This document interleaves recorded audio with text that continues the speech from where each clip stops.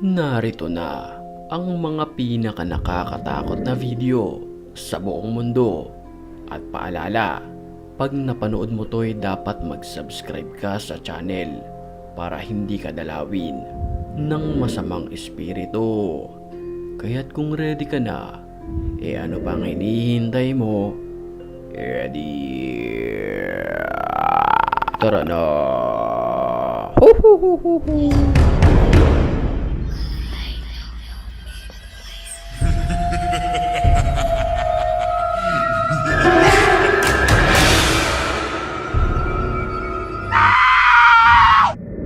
Sa paunang video pa lamang ay talagang kikilabutan ka na sa iyong mapapanood. Cong. Anjir. Guys, bisa melihat itu sosok apaan guys? Anjir, kita nggak bisa samperin guys ya. Isang lalaki ang nagpunta sa lugar na ito. Ito ay malayo sa kabihasnan na kung saan dala niya ang isang cellphone, camera at flashlight. Bah, punten bah. Assalamualaikum bah. Assalamualaikum bah. Bah, lu mau kemana bah? Mau ngajak kami kemana bah?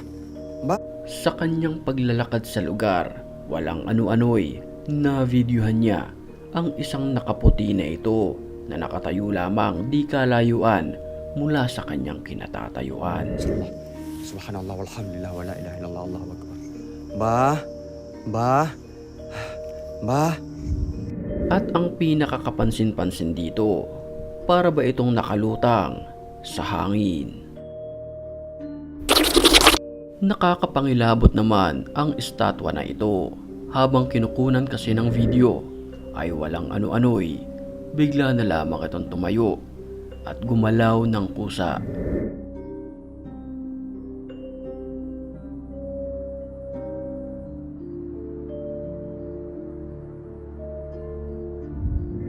Ang estatwa na ito ay gawa sa pinaghalong semento at kahoy, kaya't laking gulat nang nagbe-video nang bigla itong tumayo mula sa kanyang pinagkakaupuan.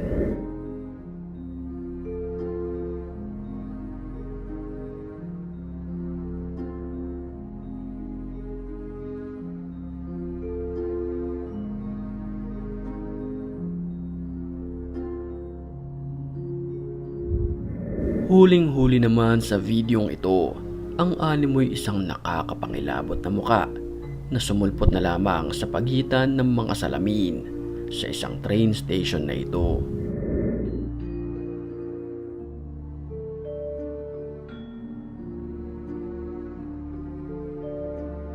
Makikita na nakatayo lamang ito at tila nakatingin sa nagve-video. At kung pagmamasdan nating mabuti ang kanyang muka, para ba itong matagal nang pumanaw dahil sa kanyang maputing muka at pangingitim ng paligid ng kanyang dalawang mata. Creepy.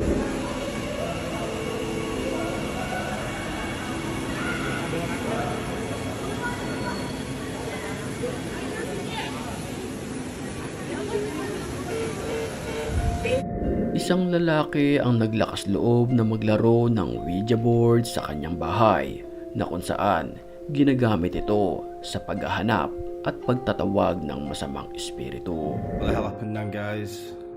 That was a scary one, and I'm a bit confused because the dolls come from this direction. I could see it in the mirror after I watched the footage back, but there was no fucking doll.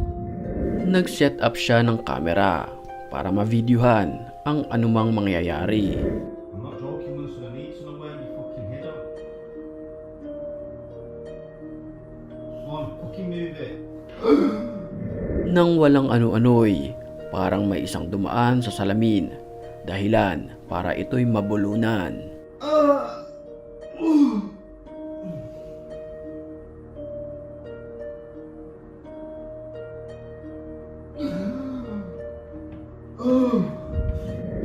Alas 2 ng madaling araw nang mag-ride ang magkaibigan na ito. Nag-set up sila ng kamera para makunan ang magagandang view sa lugar. Yang seperti itu bisa dikatakan wong samar juga. Wong samar. Bisa. Pero ang dapat na masaya ay nabahiran ng kababalaghan dahil sa nakunan ng kanilang video camera. Panoorin natin. Astaghfirullahaladzim. La haula wala quwata illa billah. Sa kanilang paglalakbay ay may nadaanan na isang nakakapangilabot na nilalang. Isang nakatagilid na naglalakad ang nakunan ng kanilang kamera.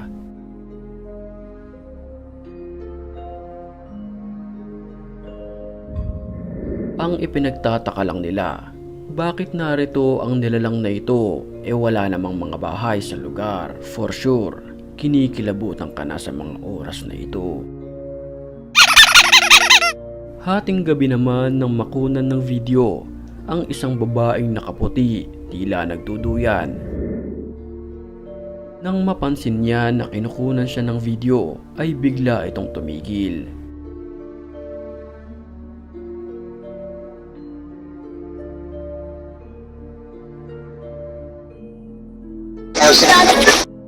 Sa bahay na ito na walang bubong sa isang liblib na lugar, nag-set up ang isang lalaki ng kamera. Iniwan niya ito sa mahabang oras para balikan ang mga nakunan ng video.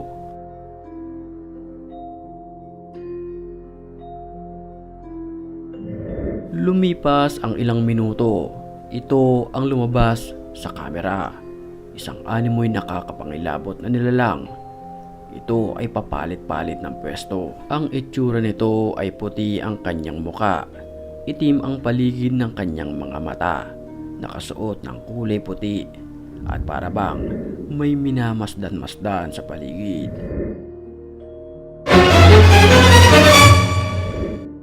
Sa bahay na ito ng isang lalaki, nakaranas siya ng isang nakakapangilabot na pangyayari.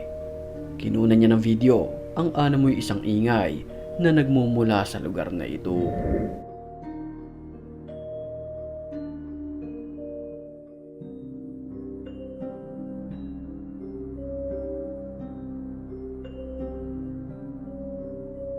Dahil sa mga ingay, hinanap niya ito sa buong bahay.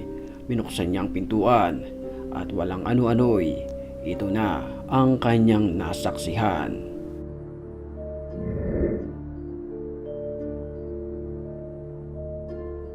Habang siya'y nagvi-video, isang muka ang biglang sumilip sa kortina.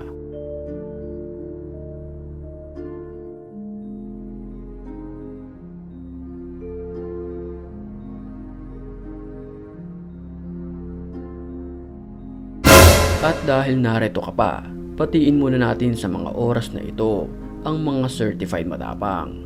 At kung gusto mo rin mapabilang sa kanila, mag-comment ka lang. Dahil ang may pinakamalulupit na comments, yun ang aking pipiliin. Back to the story. Makapanindig balahibo naman ang video ng lalaking ito. Sa mga oras kasing iyon, ay habang gumagawa siya ng video, gumamit siya ng filter na kung saan nakakadetect ito ng isang muka.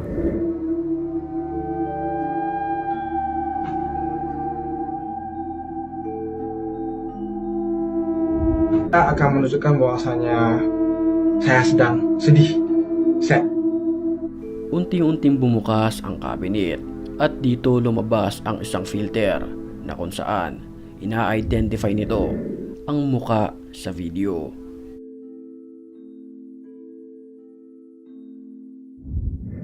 Muli kong paalala, bago tayo matapos ay dapat nakasubscribe ka na sa channel para hindi ka dalawin ng masamang espiritu.